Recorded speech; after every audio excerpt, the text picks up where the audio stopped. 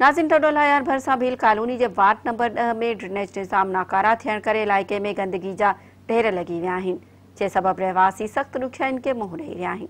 उन हवाले से ॾिसूं था नसीर शाह जी ही रिपोर्ट। टंडो लयार जे वार्ड नंबर 10 भील कॉलोनी में गटर पानी जो निकाल जो सिस्टम नाकारा बणिजी वियो, जंहिंजे करे इलाइक़े जा रहवासी सख्त परेशान। इलाइक़े वासियुनि एहतजाज कंदे मेरान टीवी सां ॻाल्हाईंदे चयो त केतिरे ई वक़्त खां वठी बल्दिया तोड़े ज़िले इंतज़ामिया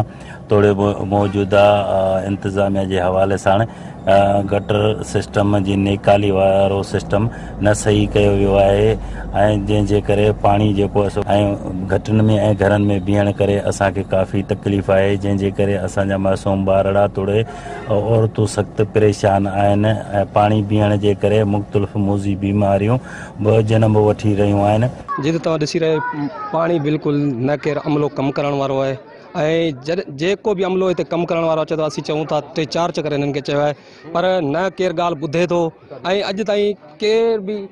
हिन कॉलोनी अॼु ताईं पाणी ख़तमु कोन थियो आहे ऐं जे ताईं जॾहिं बि आया न किन कॉलोनी मां वोट वठी आहिनि ऐं चयो हर तव्हांजो मसइलो हल कंदासीं, पर वोट वठण खां पोइ जंहिं बि वोट वरितो उहो हिन मसइले में मसइलो त परे रहियो, न असांजे मरणे में न असांजे पढ़ने में अॼु ताईं केरु आयो बि कोन्हे। ही वार्ड नंबर 10 में असांजा मसइला त खोड़ सारा आहिनि पर फिलफोर जेको आहे सो ही मसइलो ड्रेनेज सिस्टम जो आहे जंहिं ते असां हीउ एहतजाज कयो आहे ऐं उन खां अलावा ॿियो नंबर मसइलो असांजो हीउ जेके 11,000 वोल्ट जूं तारूं पई वञनि, अगरि तव्हां साम्हूं ॾिसंदव त इन में बि जेको आहे सो ज़िंदगियुनि जा ख़तरा आहिनि ऐं असां म्यूनसिपल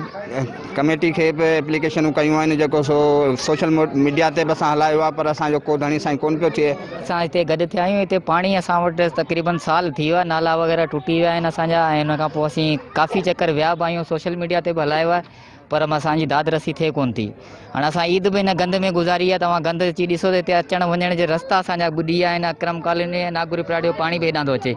हाणे मेन नालो बंदि पियो आहे, अॻियां पाणी वञे कोन थो। हाणे असीं काफ़ी चकर विया आहियूं, अचनि ई कोन था, अचनि था चकर लॻायो हलिया था वञनि, काफ़ी चकर आया आहिनि पर माना जेको आहे असांजो मसइलो हल थिए कोन पियो। त महिरबानी करे जेको असांजे वार्ड जी जेको गंदे पाणी जो निकाल आहे असां हर ताईं गुज़ारिश था करियूं त बचाणी साहब महिरबानी करे ऐं साईं ज़ियाबाद शाह खे बि गुज़ारिश था करियूं त महिरबानी करे असांजो मसइलो हल कयो वञे ऐं अॻिते लाइ वरी इंशाअल्लाह ताला असां वटि तक में वोट वठण लाइ बि असां वटि वरी ईंदा त महिरबानी करे जेको असांजो इहो मसइलो हल कयो वञे। असां वार्ड नंबर 10 जा रवासी ही सभु रुगो इन जे करे गॾु थिया आहियूं जो सालनि खां वठी पाणी जा जेके मसइला आहिनि बरसातुनि में त असांखे भोगणो पवे थो, हद खां वधीक भोगियूं था, पर हींअर बि असां एतिरो था भोगियूं जो इन गंद किचिरे जे करे हिते मच्छर एतिरा त वधीक थी विया आहिनि जो असां मलेरिया जे बीमारी में मुब्तला थी विया आहियूं ऐं पाणी ऐं ड्रेनेज सिस्टम एतिरो त नाकारा थी चुको आहे जो हितां खां नागोरी पाड़े खां वठी ॿिया मुख़्तलिफ़ पाड़नि खां पाणी थींदो हिन असांजे महले में अचे थो, हिन महले खां क्रॉस करे ड्रेनेज में वञे थो, इहो पाणी ड्रेनेज जे बंदि हुअण जे करे जेको त पाणी हिते जमा थिए थो, इहो पाणी जमा थियण जी सूरत में असांजे घरनि में दाख़िल थिए थो।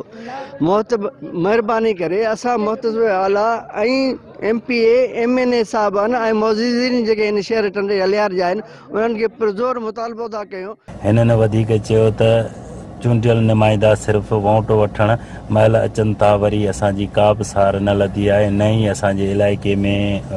वरी आया आहिनि। हिननि आला अख़्तियारी वारनि समेत टंडो लयार जी इंतज़ामिया खां घुर कई त भील कॉलोनी वार्ड नंबर 10 मां गटर सिस्टम जी निकाली वारो सिस्टम सही करे पाणी निकाल कयो वञे,